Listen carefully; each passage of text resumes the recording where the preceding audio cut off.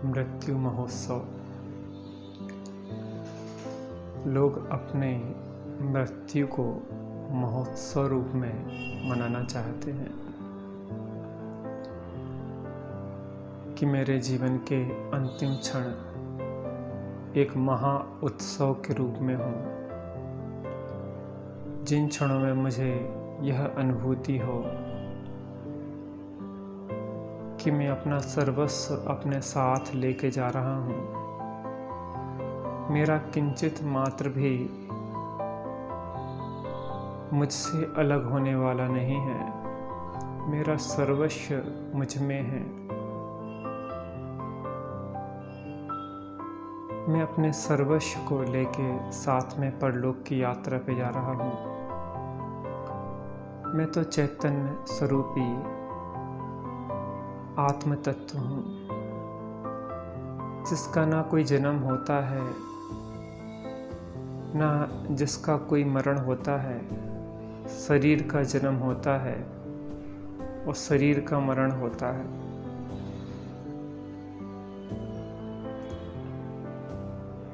मैं तो नित्य अविनाशी अमूर्तिक चैतन्य तत्व हूँ, लेकिन मृत्यु उसी की महोत्सव रूप में होती है जिसका जीवन महोत्सव के रूप में होता है।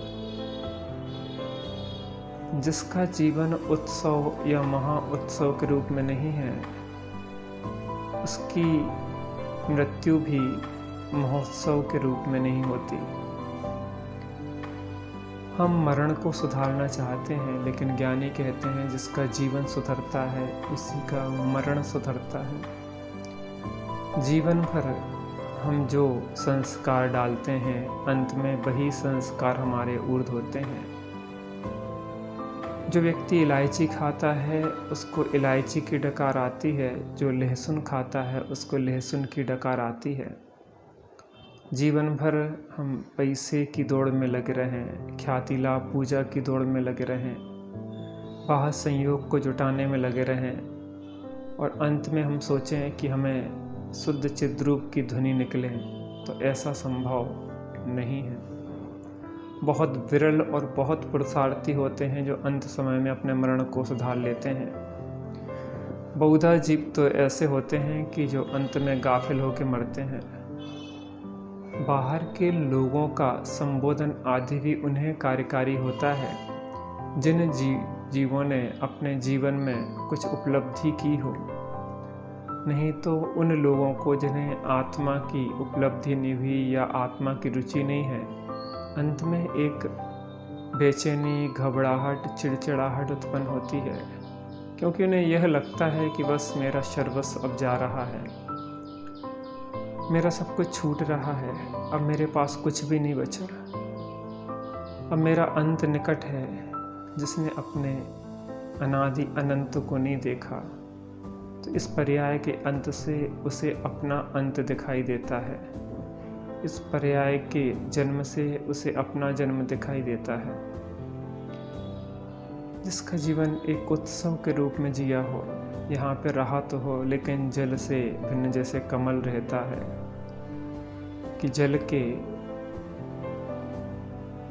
बीच में रहते हुए, जल में रहते हुए भी कमल में जल का प्रवेश नहीं होता, अलिप्त रहता है। जैसे कीचड़ में रहते हुए भी सोना एकदम अलिप्त रहता है, ऐसे ज्ञानी संसार में रहता है लेकिन संसार ज्ञानी में नहीं रहता। जैसे नाव पानी में रहती है लेकिन पानी नाव में ना आए तो नाव डूबती नहीं है, ऐसे ही ज्ञानी इस संसार में रहते हैं, इन संयोगों के बीच में रहते हैं, परिवार कुटुंब के बीच में रहते हैं, लेकिन सबके बीच में रहते हुए भी अपने को एकदम पृथक अलिप्त ही देखते हैं। जीवन के हर क्षण क्षण करके जिसने अपने पृथकता या भेदभाव ज्ञान को जिया है, जिसने अपनी चेतन सत्ता को पृथक देखा है, उसी व्यक्ति के अंत समय में शुद्ध चिद्रूप की धुन लगेगी। वही कहेगा कि अजर हूँ, अमर हूँ, न मरता कभी, चिदानंद गायक न डरता कभी। अग्नि से भी मैं में कभी जलता नहीं, जल गलाए तो कभी गलता नहीं। शस्त्र से भी मैं कभी कटता नहीं, मैं सदा ज्ञायक स्वभावी आत्मा, आत्मा हूँ, आत्मा हूँ, आत्मा। इसलिए हमें हर क्षण को महोत्सव रूप में जीना है। जीवन का अंत कब आ जाए यह ठिकाना नहीं है। हर क्षण यह जीना है कि मैं चैतन्य स्वरूप भगवान आत्मा हूँ, मैं अनादि अनंत शुद्ध तत्व हूँ। अहो चैतन्य आनंदमय सहज जीवन हमारा है, अनादि अनंत पर निरपेक्ष ध्रुव जीवन हमारा है। हमारे में न कुछ पर का, हमारा भी नहीं पर में, द्रव्य दृष्टि हुई सच्ची, आज प्रत्यक्ष निहारा है। अनंतों शक्तियाँ उछले, सहज सुख ज्ञान में विल से, अहो प्रभुता परम पावन, वीर का भी न पारा है। अहो चैतन्य आनंदमय सहज जीवन हमारा है। जिसने अनंत उछलती हुई शक्तियों का अनुभव किया है, जिसने अतीन्द्रिय आनंद का वेदन किया है, जो स्वरूप में ही रतिवंत हुआ है, स्वरूप में ही संतुष्ट हुआ है और स्वरूप में ही तृप्त हुआ है, उसे एक अतीन्द्रिय अलौकिक आनंद की प्राप्ति होती है। उसे किसी से पूछने नहीं जाना पड़ता कि सुख कैसा होता है, वो स्वयं उसका वेदन करता है और अंत समय में भी वो जानता है कि मेरी जो चैतन्य सत्ता है उसका कुछ बिगड़ता नहीं है। मैं एक शाश्वत सदा काल रहने वाली शुद्ध चिन्मूर्त मात्र मूर्ति हूँ। और इसे देखते हुए वह अपने को धीरे धीरे अपने में ही समेटता हुआ जाता है, समेटता जाता है और वह अपनी समस्त उपयोग को अंतर्मुखी करता है और शरीर से पृथक अपनी चैतन्य की अनुभूति करता हुआ इस पार्थिव देह को छोड़ के परलोक के लिए गमन करता है। लेकिन वहाँ भी वह सम्यक दृष्टि देवादि गति में रहता है, भोगों के बीच में रहता है, लेकिन भोगों में सुख बुद्धि उसके अंदर नहीं रहती।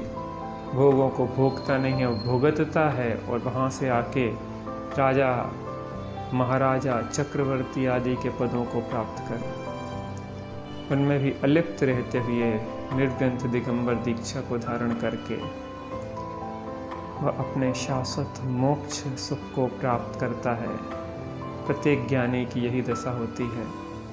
हमें भी अगर सुखी होना है, सच्चा सुख प्राप्त करना है, निराकुल सुख प्राप्त करना है, तो अंतर्मुखी अभ्यास द्वारा अपने को आत्मा चैतन्य तत्व में अमूर्तिक चैतन्य सत्ता हूँ, मैं आनंदमयी सत्ता हूँ, ऐसा विश्वास लाना है। ऐसा ही हमें ज्ञान करना है और उस चैतन्य सत्ता में ही रमणता पूर्वक सम्यक दर्शन से लेकर सिद्ध दशा तक प्राप्ति का पुरुषार्थ हमें करना है। जिसका जीवन महोत्सव रूप होता है, उसकी मृत्यु भी महोत्सव रूप होती है। इसलिए हमारे जीवन को हम एक महाउत्सव, एक परम आनंद, एक परम आह्लाद की ओर ले जाएं, परम उत्सव की ओर ले जाएं। हर क्षण को जिएं, हर क्षण को भोगें, हर क्षण का आनंद, परिपूर्ण आनंद को लें। हम में कोई ऐसी कमी नहीं है कि हम उस परिपूर्ण आनंद की ओर नहीं बढ़ सकते, अपने चेतन सत्ता का अनुभव नहीं कर सकते। हमारा जीवन महोत्सव रूप होगा तो हमारी मृत्यु भी नियम से महोत्सव रूप ही होगी। हम सभी उस मृत्यु महोत्सव, जीवन महोत्सव पूर्वक मृत्यु महोत्सव को प्राप्त करें और हम सभी सुखी हों, शाश्वत सुख को प्राप्त करें। इसी मंगलमय भावना से जय श्री।